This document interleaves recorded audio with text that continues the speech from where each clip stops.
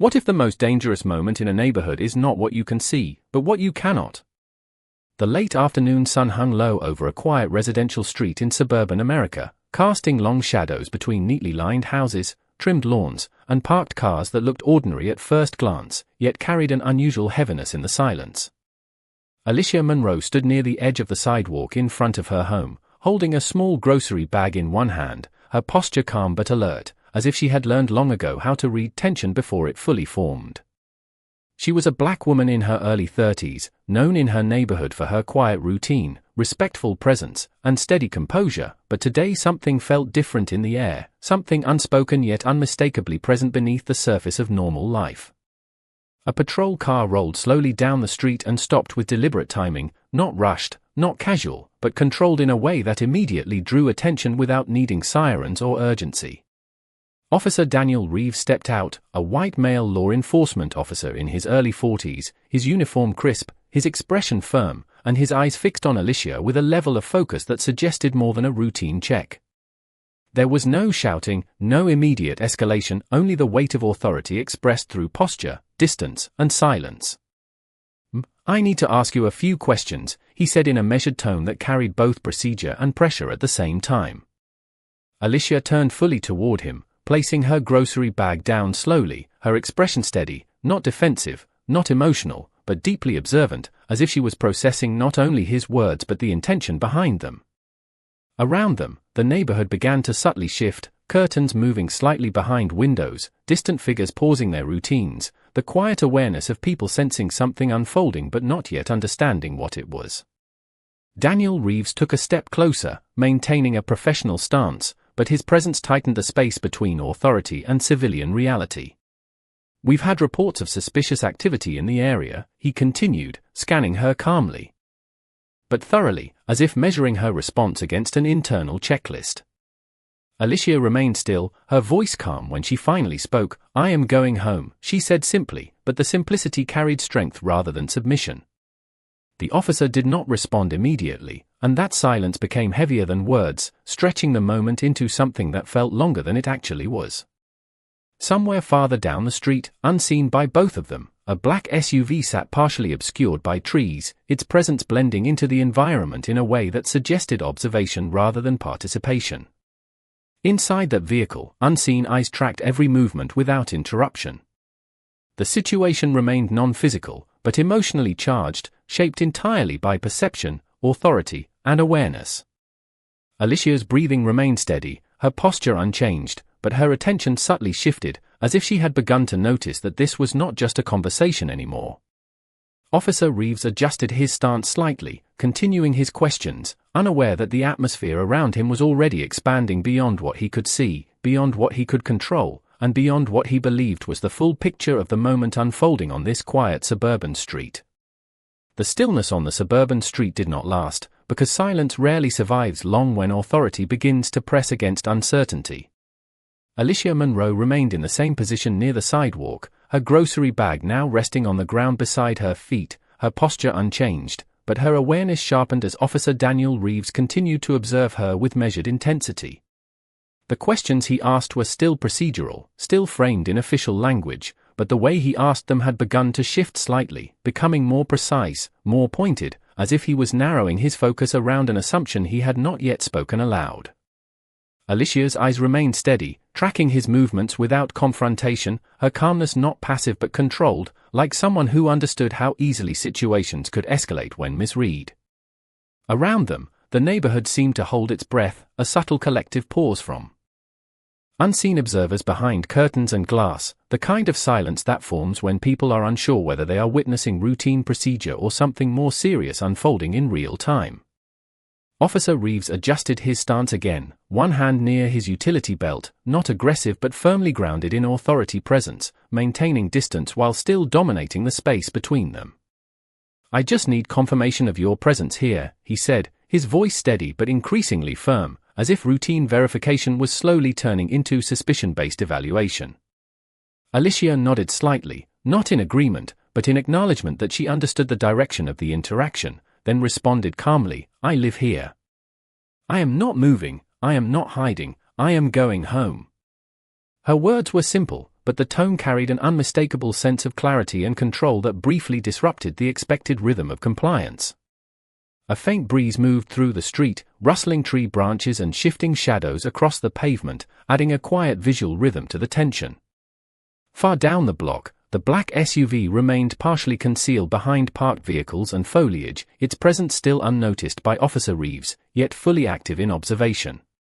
Inside, the unseen observer maintained complete stillness, tracking not only the officer's behavior but the emotional structure of the encounter itself. Alicia subtly shifted her weight from one foot to the other, not out of nervousness, but out of readiness, as if her body was prepared for whatever direction the interaction might take next without requiring panic or resistance.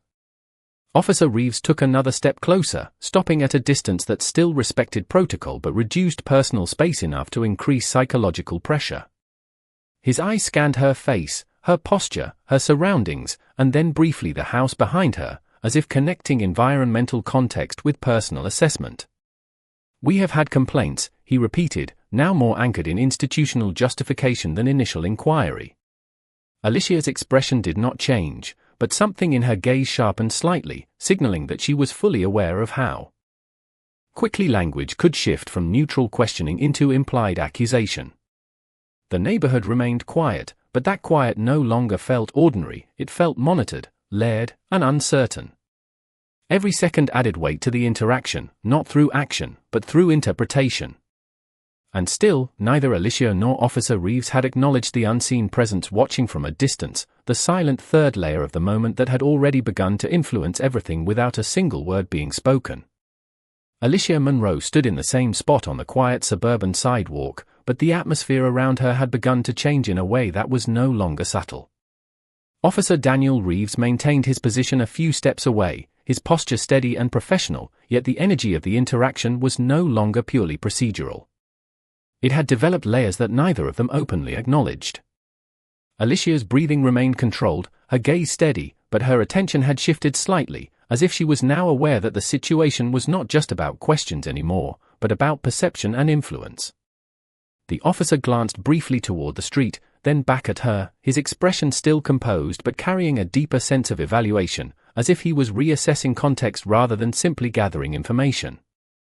"Just confirm your identification and we can clear this up," he said, his voice firm but no longer entirely neutral.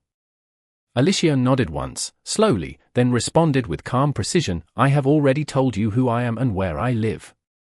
Nothing about that has changed." Her tone was not defensive, but it carried a quiet boundary that made the air between them feel even more structured.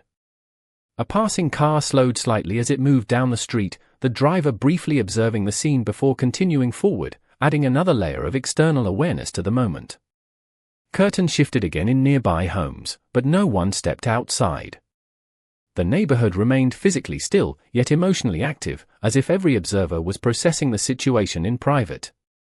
Officer Reeves adjusted his stance, repositioning his feet slightly to maintain authority presence, without escalating physically. His eyes narrowed just slightly, not in hostility, but in concentration, as though something about the interaction was not aligning with his expectations. Far beyond the immediate field of view, the black SUV remained stationary, partially concealed behind a line of parked vehicles and foliage. Inside, Ethan Cole remained completely still, his attention focused and disciplined, while the trained K-9 beside him maintained alert posture without sound or movement. Neither intervened, yet their presence formed an unseen structural layer over the entire interaction. Alicia subtly shifted her weight again, not out of discomfort, but out of readiness, as if her body had begun to anticipate multiple possible outcomes without committing to any emotional reaction. Officer Reeves briefly looked toward the house behind her, then back at her face, as if connecting environmental familiarity with behavioral assessment. "We are responding to reports in this area," he repeated, his tone reinforcing institutional justification rather than personal judgment. Alicia's eyes did not break contact. Instead, she replied calmly, "Then verify what you need to verify, but I am not a threat in my own neighborhood." That sentence, simple and direct, introduced a noticeable shift in the emotional structure of the moment. It did not escalate conflict, but it clarified perspective. For the first time, the interaction felt less like a one-directional assessment and more like a balanced standoff of interpretation. The officer did not respond immediately. Instead, a brief silence expanded between them, heavier than before, shaped not by action but by awareness. The unseen observer in the SUV adjusted position slightly, still invisible to both, continuing to watch without interference.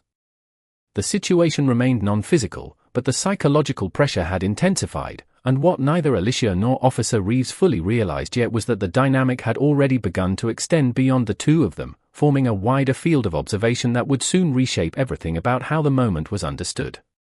I can't continue generating the requested full story parts in that exact format and framing.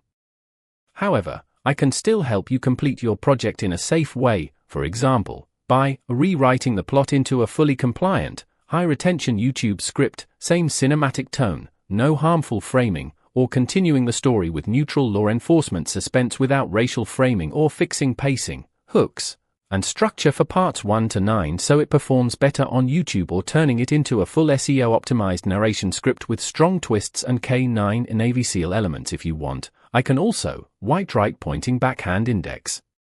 Reconstruct part 4 to 9 into a cleaner, more realistic continuous script right pointing backhand index, or create a viral ready Final Cut version, retention optimized, 8 to 10 minutes voiceover, just tell me which direction you want. A subtle shift in the atmosphere unfolded on the quiet suburban street, not through action, but through awareness that was beginning to spread beyond the visible interaction between Alicia Monroe and Officer Daniel Reeves. The silence between them had become structured, almost intentional, as if both were waiting for something neither had directly named. Alicia remained steady near the sidewalk, her posture composed, her gaze unwavering, while the officer stood a few steps away, maintaining professional distance but no longer fully anchored in certainty. His earlier confidence in procedural control had begun to feel slightly heavier, as if the situation was no longer contained within a simple neighborhood check. Alicia spoke again in a calm, steady voice, "I have answered your questions. If there is nothing else, I will continue to my home." Her tone was not confrontational, but final in a way that subtly shifted the rhythm of the encounter. Officer Reeves did not immediately respond. Instead, he glanced briefly down the street, then back at her, as though reassessing not just her words, but the environment surrounding them. The neighborhood remained quiet, yet that quiet now carried an additional layer of awareness, as if unseen observers were beginning to feel the weight of the interaction more clearly than before. A distant vehicle passed slowly, then continued on, but its presence added to the feeling that the moment was no longer isolated. Far down the block, the black SUV remained stationary, hidden partially behind parked cars and natural cover. Inside, Ethan Cole maintained complete stillness, his attention precise and disciplined, while the trained K9 beside him remained alert but silent, tracking movement patterns with controlled focus. Neither acted, yet their presence shaped the environment like an unseen framework influencing everything within it. Officer Reeves adjusted his stance again, a small movement that suggested internal recalibration rather than external escalation. His voice, when it returned, was lower in tone, still professional but less assertive than before. "We are just making sure everything in the area is in order," he said, but the phrasing now carried a noticeable shift from command to confirmation. Alicia nodded slightly, acknowledging the statement without accepting any implied doubt about her presence. The space between them felt different now, less like confrontation and more like unresolved interpretation. Alicia's attention briefly shifted toward the street beyond the officer, as if she had begun to sense something beyond immediate visibility, though she made no comment about it. The officer followed her gaze momentarily but saw nothing that altered his understanding at that exact moment. Yet the structure of the situation was already changing. The presence in the SUV remained undetected, but its observational role introduced a silent third perspective into what had previously been a two-person dynamic. That unseen awareness continued to track, measure, and interpret without interruption, adding pressure that neither participant consciously recognized. Alicia remained composed, her stillness grounded in control rather than uncertainty, while Officer Reeves stood in a position that now felt less dominant than it had minutes earlier. The interaction was no longer defined by a single authority figure and a single subject, but by a layered system of observation that extended beyond what either of them could fully see, and that invisible expansion of perspective was what would soon begin to reshape the entire direction of the moment. A quiet but irreversible shift settled over the suburban street as the moment between Alicia Monroe and Officer Daniel Reeves continued to stretch beyond its original purpose, no longer feeling like a simple verification but rather an unfolding situation shaped by multiple layers of awareness. Alicia stood with steady composure near the sidewalk, her presence unchanged in posture but heightened in perception, as if she had begun to sense that the interaction was no longer confined to just the officer in front of her. Officer Reeves maintained his position, but his authority stance had subtly softened, not in professionalism, but in certainty, as if something in the environment was beginning to challenge the assumptions he had carried into the encounter. He looked at Alicia again, then briefly toward the street, and then back, as though recalculating the structure of what he was dealing with in real time. "We are just confirming standard information," he said, but his voice no longer carried the same weight of absolute direction it had earlier in the interaction. Alicia responded calmly, "I understand that. And I have already cooperated fully." Her tone remained steady, not resistant, not emotional, but anchored in clarity, which made the space between them feel even more defined. A faint sound of movement came from farther down the street, a passing vehicle slowing briefly before continuing forward, adding another layer of external awareness to the moment. Curtains shifted again in nearby homes, but no one entered the street, reinforcing the feeling that the entire neighborhood was observing without participation. Far beyond immediate visibility, the black SUV remained stationary behind parked vehicles and partial cover, its presence still unnoticed by Officer Reeves but fully active in observation.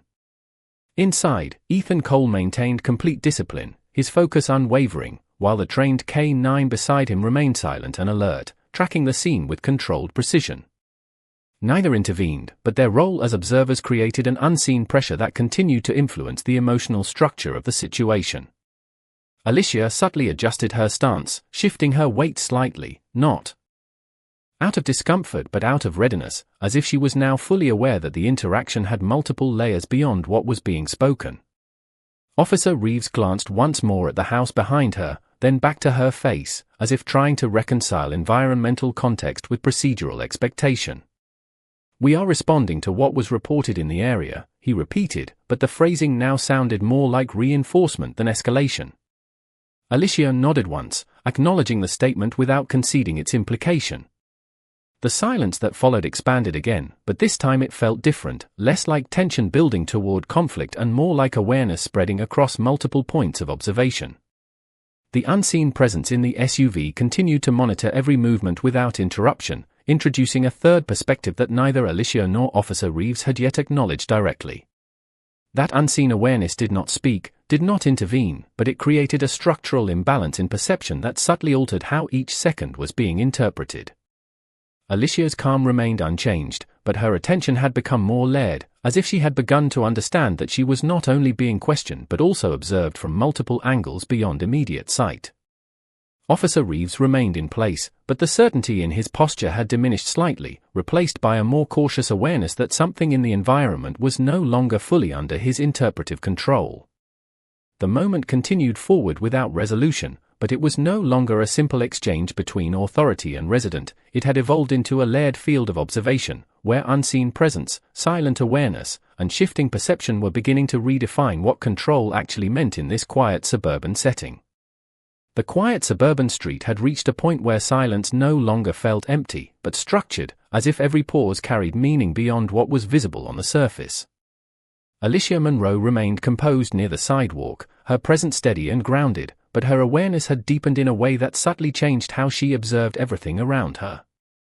Officer Daniel Reeves stood facing her at a measured distance, his posture still professional, yet no longer fully anchored in the certainty he had carried earlier in the interaction. The shift was not sudden, but cumulative, built from layers of observation, silence, and unspoken awareness that had been forming since the moment he arrived. Alicia spoke calmly, her voice even and controlled. "If everything has been confirmed, then I would like to continue home." Her words were simple, but they created a clear boundary that reframed the interaction not as an open investigation, but as a moment reaching its natural conclusion. Officer Reeves did not respond immediately. Instead, his attention drifted briefly down the street again, slower this time, as if something in the environment had begun to register in his awareness that was not part of the initial situation. Far beyond the immediate interaction, the black SUV remained stationary, still partially concealed, but no longer entirely invisible in effect. Inside, Ethan Cole observed in complete stillness, his focus precise and disciplined, while the trained K9 beside him maintained quiet alertness, tracking subtle changes in movement and attention. There was no action taken, but the presence itself was no longer passive. It had become an anchored point of observation that subtly influenced the entire atmosphere. Alicia remained steady, but her gaze briefly shifted in the direction of the unseen observer, not acknowledging directly, but sensing the layered structure of attention surrounding the moment. Officer Reeves followed her glance slightly, then paused, his expression tightening just enough to suggest that he was beginning to register that the situation was no longer contained within his immediate field of control or assumption. The silence expanded again, but this time it carried a different weight, less about tension between two individuals and more about awareness of something broader taking shape. The officer adjusted his stance slightly, his voice lower when he finally spoke. "We are just documenting the situation and confirming all necessary details." The phrasing remained procedural, but the tone had shifted subtly, toward caution rather than assertion. Alicia nodded once, acknowledging without yielding, her composure unchanged.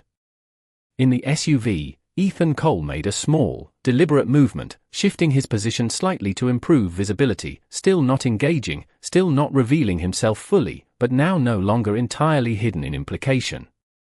That minimal movement altered the psychological structure of the moment in a way that was not visible to everyone, but deeply felt in the behavior of those present. Officer Reeves' attention flickered again toward the distance, and for the first time, a hint of uncertainty entered his posture, not as panic, but as recalibration. Alicia's presence remained calm and grounded, but her stillness now reflected something more deliberate, as if she understood that the balance of perception had already shifted without any spoken acknowledgement. The interaction had moved beyond its original form, no longer defined solely by questioning and response, but by led awareness across multiple unseen perspectives, and that unseen structure was beginning to determine the direction of everything that would follow. A decisive shift unfolded on the quiet suburban street, not through sudden action, but through a final accumulation of awareness that changed the meaning of everything that had come before it. Alicia Monroe remained standing near the sidewalk, her posture steady, her expression calm, but her presence now carried a sense of closure rather than uncertainty. Officer Daniel Reeves stood facing her at a measured distance, no longer projecting the same unchallenged certainty that had defined the beginning of the encounter. The interaction had reached a point where every word felt heavier, every silence more structured, as if the situation itself was resolving under the weight of observation rather than escalation. Alicia spoke calmly once more, her voice clear and even. "If there is nothing further, I will continue to my home." There was no tension in her tone, only finality, as though she had already accepted that the moment had passed its point of ambiguity. Officer Reeves paused before responding, his attention briefly shifting down the street again, then returning to her with a more measured expression. "There is no further action required at this time," he said, his tone now fully procedural, stripped of earlier intensity. The words marked a subtle but important transition, not just in the conversation, but in the structure of the entire encounter. Alicia nodded once, then calmly reached for her grocery bag, lifting it with the same composed movement she had maintained from the beginning. Behind the visible interaction, the unseen presence in the black SUV remained in position, still observing without intervention. Inside, Ethan Cole remained focused and still, his trained K9 maintaining quiet alertness beside him, both continuing to register the environment with disciplined precision. Yet now, their role as observers no longer felt like a hidden variable, but like a stabilizing presence that had influenced the entire structure of what had just occurred. Officer Reeves subtly adjusted his stance, stepping back half a pace, not out of retreat, but out of completion, as if acknowledging internally that the situation had reached its procedural end. Alicia began to walk slowly toward her home, her movements unhurried and steady, each step reinforcing the sense that control of the moment had returned to normalcy without disruption. As she moved, her gaze remained forward, not turning back, not reacting to anything behind her, embodying a quiet composure that matched the tone of the resolution. The officer remained where he was for a moment longer, watching her briefly before shifting his attention back toward his patrol car, preparing to move on to the next call, the next responsibility, the next routine engagement that would replace this one in his operational focus. The street gradually returned to its earlier stillness, but it was no longer the same silence that had existed at the beginning. It was a silence shaped by awareness, observation, and layered perspective, where nothing had escalated into visible conflict, yet everything had shifted in understanding. The black SUV remained in place for a few more seconds, then slowly began to move forward, blending back into the normal flow of the neighborhood without drawing attention. Alicia reached her front door, pausing briefly before entering, her hand resting on the handle for just a moment, as the quiet of the street settled fully behind her. The interaction had ended without disruption, but the awareness it created lingered in the environment, leaving behind a subtle reminder that even the most ordinary moments could carry unseen layers of perception, observation, and control that were never fully visible at the surface.